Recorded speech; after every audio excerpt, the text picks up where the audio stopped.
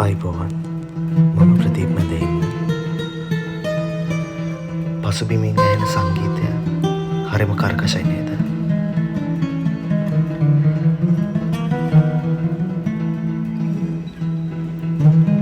මට හිතෙන විදිහට හැම පටන් ගන්නමක්ම මේ වගේ කර්කශයි.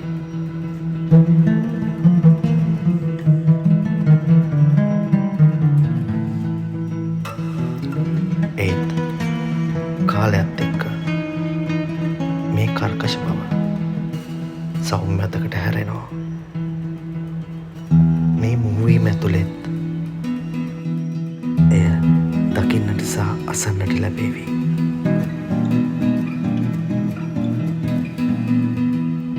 ඉතින් රැඳී සිටින්න මේ කර්කශ බව ඉක්මනින් පාවයාවී. මම දැනට නවතින්නම්.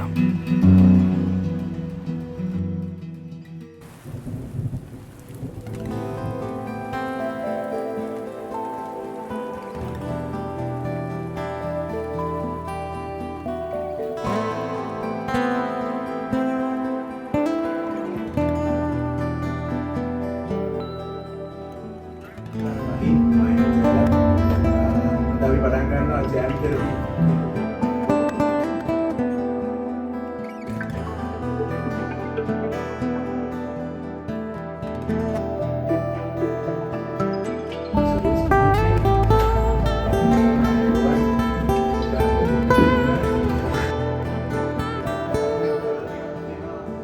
මං ඊළඟට කියන්න යන කතාව මේ කතාව අහගෙන ඉන්න ඔබේ හදවතින්ම විශ්වාස කරාවිද කියන ප්‍රශ්නය කතාව කියන්න කලින්ම මම තුළින් හරි අපූර්වට පැලවෙලා. ජීවිතේ කාලය කියලා කියන්නේ හරි පුදුමාකාර දෙයක් කියලා හැමදාම මං විශ්වාස කරන්න බලපව් හරි අපූර්ව හේතුවක් තියෙනවා. ඒ තමයි ජීවිතය තුළේ ආම්බෙන් එක්ක අපේ ජීවිත පැටලෙන විදිය. ආම්බෙන් එක්ක අපේ ජීවිත හොයන විදිය. පෙරක් කලාවට කෙනෙක් තැනක් දවසක් එක මොහොතක් වගේ දෙයක් එක්ක ජීවිතේ මුහුණට වඩා ජීවිතේ පැටලෙනට වඩා මං හිතන්නේ ආම්බයක් එක්ක ජීවිතේ පැටලෙනවා කියන එක හරි වෙනස් අත්දැකීමක්. පෙරක් කලාවට ආම්බයක් ඇතුලේ අපේ ජීවිතේ මුහුවීම් අනපේක්ෂිත ගමන් වලට පෙරක් විට ජීවිතේ පුරාවටම අපි යන්න බලාපොරොත්තු වෙන ගමනාන්තේ තරමක් වෙනස් වෙච්ච අපූර්ව අනපේක්ෂිත තැන්වලට අපි අරන් යන හරි අපූර්වට පෙළඹෙනවා.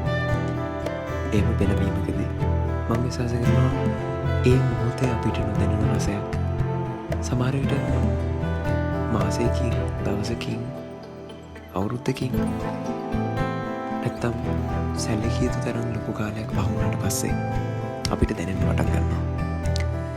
සමහර රසයන් තියෙනවා ඒ රසයන් රැඳිලා තියෙන්නේ ඒ මොහොතේ අපි ළඟ තිබ්බ අහම්බයත් එක්ක අපේ ජීවිතේ තවරගත්ත මුහුවීමේ ප්‍රමාණයක.